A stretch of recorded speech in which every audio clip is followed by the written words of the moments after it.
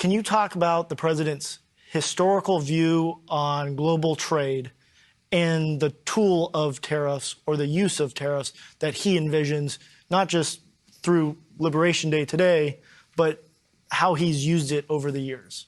Yes. Well, the announcement today is the most significant action on global trade policy that has taken place in our lifetimes. It's not even a close call.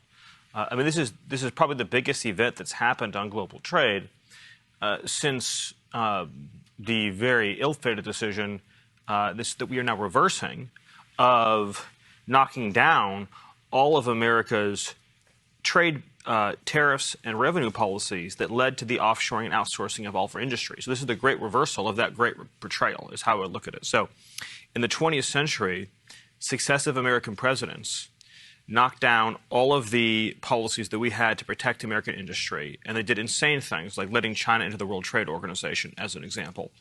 And we watched all of our factories go overseas. This is the complete reversal of that. This is the great onshoring, the great reshoring of American jobs and wealth.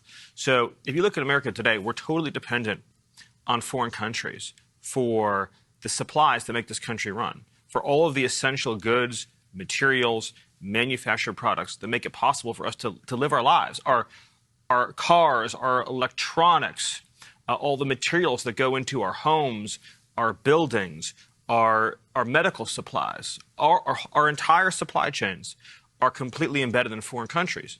So if there's a national emergency of any kind, and a country shuts off an import, or a foreign power embargoes a sea lane, we are then left defenseless, helpless, because of the decisions that prior leaders made that President Trump is now reversing to let all of these industries leave our country. And so what he's doing today is, for the first time ever, he's saying that if you have stolen our jobs and therefore threatened our national security, we will apply a reciprocal tariff based on the degree of your misconduct.